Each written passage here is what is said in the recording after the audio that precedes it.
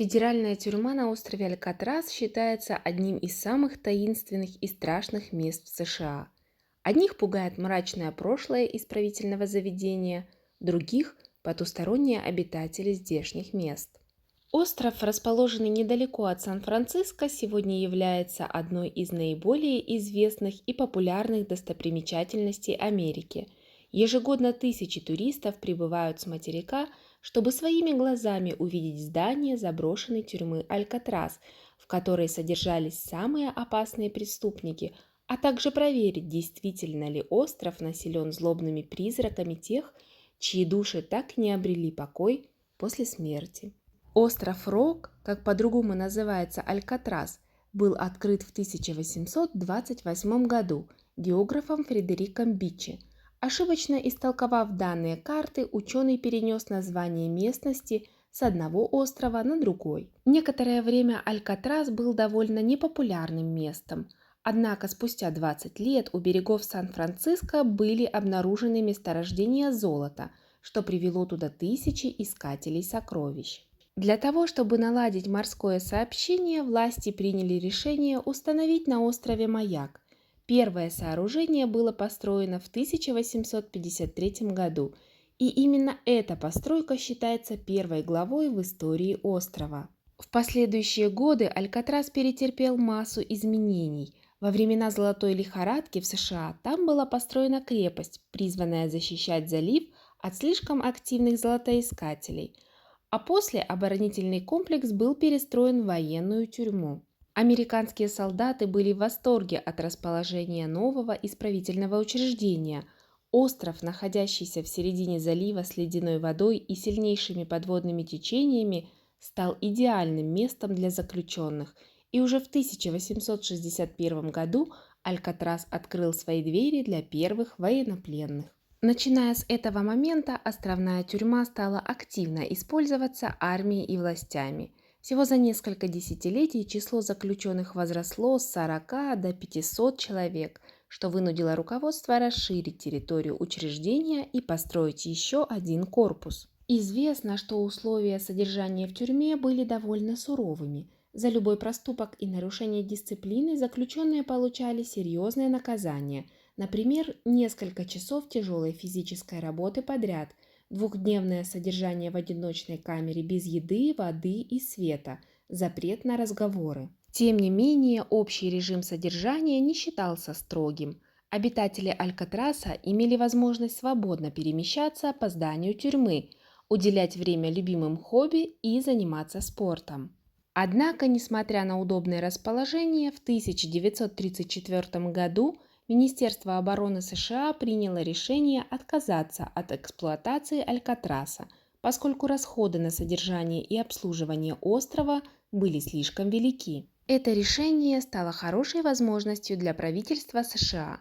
1930-е годы ознаменовали начало эры настоящего разгула преступности.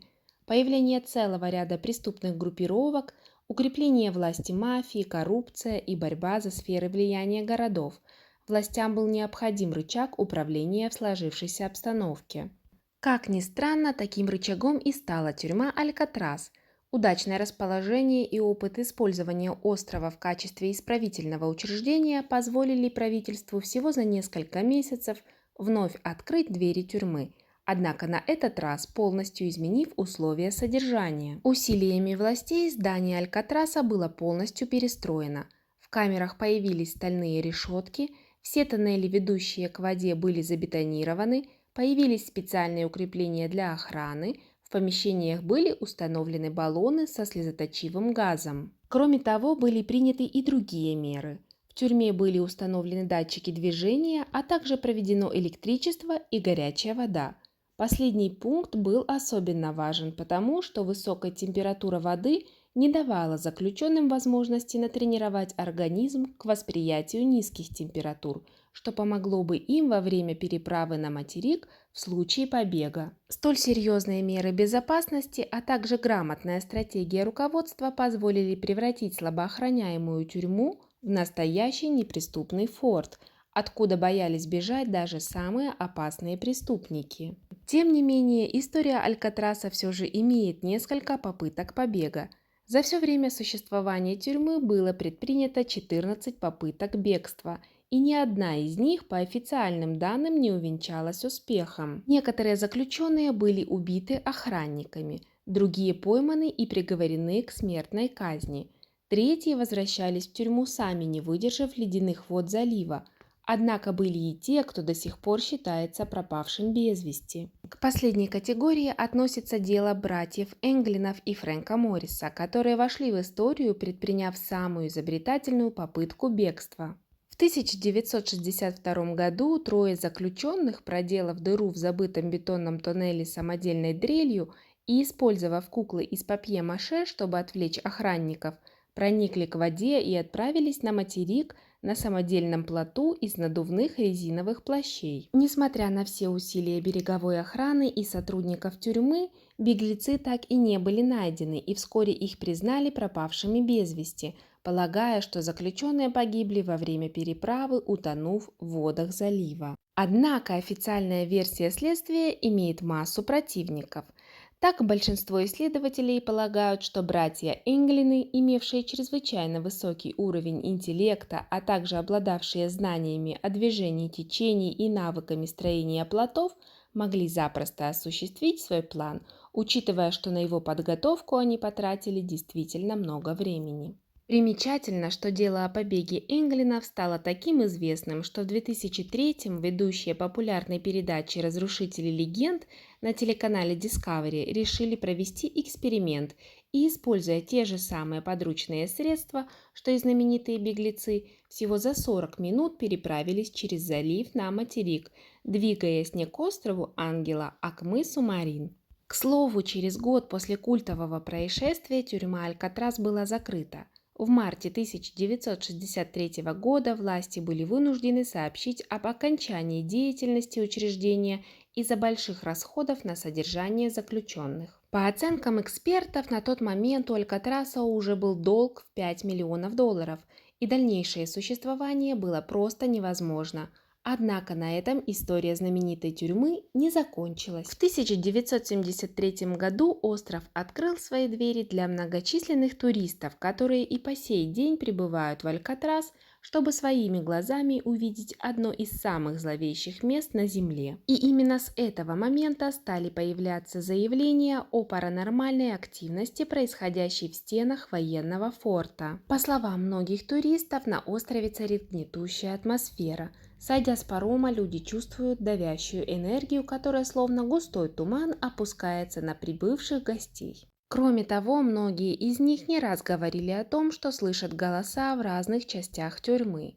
В некоторых камерах туристы слышали шепот и плач, а в отсеке Д, где содержались самые опасные преступники, прикованные к полу, можно услышать душераздирающие вопли и стенания. Примечательно, что о странностях, происходящих в Алькатрасе, было известно еще во времена его функционирования. Тогда многие заключенные жаловались на отчетливое ощущение присутствия кого-то невидимого. А по слухам, один из узников тюрьмы даже погиб от удушья в результате встречи со злобным призраком. Все это объясняется тем, что изначально остров был сосредоточением зла. Во все времена его населяли исключительно преступники, а большую часть времени тюрьма была пристанищем для самых опасных из них. Энергетика убийц, гангстеров и насильников питалась в стены Алькатраса, а неупокоенные души погибших так и не смогли покинуть пределов острова. Помимо общих и весьма расплывчатых описаний паранормальной активности, существуют и вполне конкретные легенды о существующих там призраках. Главный из них – дух одного из известнейших гангстеров в мире – Аль Капоне. Несмотря на то, что знаменитый преступник умер не в стенах Алькатраса, он провел там свои худшие годы жизни. И по заверениям тех, кто верит в мистику, его злая энергия навсегда осталась на острове. По слухам, люди, которые посещают форт, часто слышат злобные бессвязные ругательства около его камеры, а также звуки игры на банджо. За 5 лет, которые Капоне провел в островной тюрьме, он практически сошел с ума из-за активно развивающегося нейросифилиса и других сопутствующих заболеваний, а потому его жизнь там превратилась в настоящий кошмар. Единственной радостью в буднях бывшего гангстера была игра на банджо. и бесконечный поток оскорблений, который он адресовал всем служащим учреждения и сокамерникам. Другой злой дух Алькатраса – мясник. По имеющимся данным, однажды в тюрьму прибыла экстрасенс по имени Сильвия Браун. Прогуливаясь по блокам учреждения, она остановилась у одной из камер отсека С и заявила, что чувствует мощную и чрезвычайно агрессивную энергию призрака по кличке Мясник. Сопровождавшие ее туристы лишь посмеялись, посчитав, что медиум просто пытается привлечь к себе внимание, однако чуть позже их сомнения развеялись. После отъезда Браун были подняты архивные документы Алькатраса. Как оказалось, во времена функционирования тюрьмы был убит один из заключенных по имени Аби Малдовиц. Наемный убийца, приговоренный к пожизненному заключению, был растерзан собственными сокамерниками, а идейным вдохновителем этой расправы стал никто иной, как Мясник, опаснейший преступник, который был казнен в стенах форта после организации нападения. Также среди мистических обитателей острова выделяют одного из опаснейших гангстеров США Элвина Карписа, которого боялись даже самые жестокие пленники тюрьмы, и Роберта Стауэда, получившего прозвище «Птицелов из Алькатраса». Все они были знамениты своей беспринципностью, безумной жестокостью и ненавистью ко всему живому. Конечно, эти истории не имеют под собой реальных доказательств, как и большинство легенд о призраках.